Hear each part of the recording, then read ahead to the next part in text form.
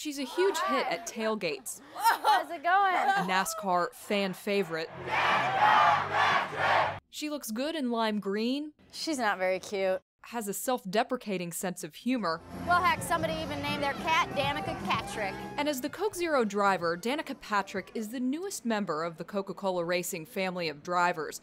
We've been riding along with her from Charlotte I'm excited about that. to the Coke Zero 400 in Daytona, and sat down with her in Atlanta to catch up on her first year racing in the NASCAR Sprint Cup Series and everything in between. I feel like everything lately has been really challenging. It's all new, especially with stuff on the Sprint Cup side.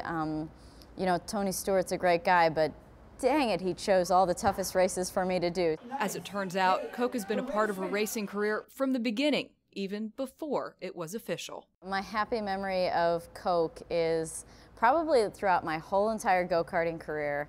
And when we'd go to breakfast every morning, we'd go to McDonald's. And I would order the same thing every time. I would get an Egg McMuffin, hash brown, and a small Coke. And there's something very special about Coke from McDonald's. I'm not sure what it is. Anyway, that's what I think of when I think about Coke and I think about being a kid, is I think of getting breakfast on the way to the racetrack, and we would always call it the Breakfast of Champions. What's it like racing abroad? How are the fans? I said that when England built Rockingham Speedway, which was like the first oval I believe that they had built, I thought NASCAR is going to take over the world. And that might be true, but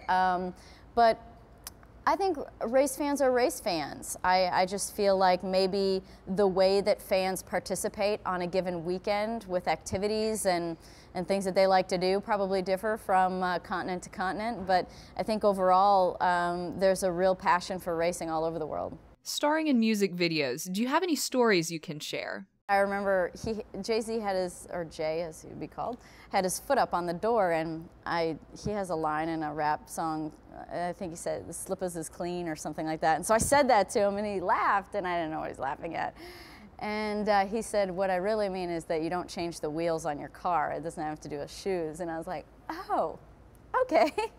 So that was kind of what I remember from that video. That was kind of funny, and I felt kind of dumb. What music are you listening to now? Glad you mentioned that. The new Alanis Morissette CD just came out, and I was watching Robin Meade on CNN in the morning, and she had said something about it, and I was like, yes, I must get that. So I went straight onto iTunes and bought the album and listened to it all day at the gym. And well, let's face it, I wasn't at the gym all day, but I listened to it that day at the gym, and it's a really good album. I was curious because now that she's like married with a kid and everything, I thought, or is she married? She's married, I think.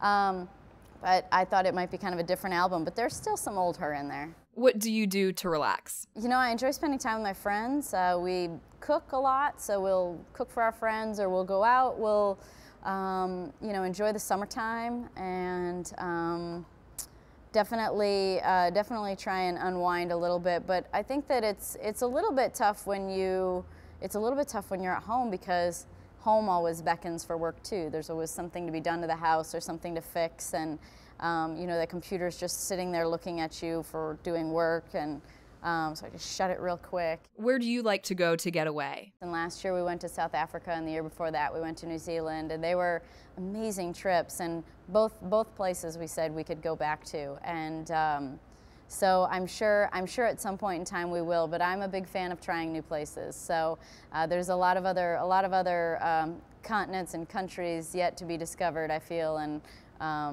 you know, you never know when time runs out. So I like to see new places and try new wine regions. So do you have any driving pet peeves? Left lane drivers drive me crazy. People that tap their brake for no reason drive me crazy. People that drive slow drive me crazy. People that make complete stops drive me crazy, especially when they wait that 3 seconds or whatever, or 2 or 1 or any of them really.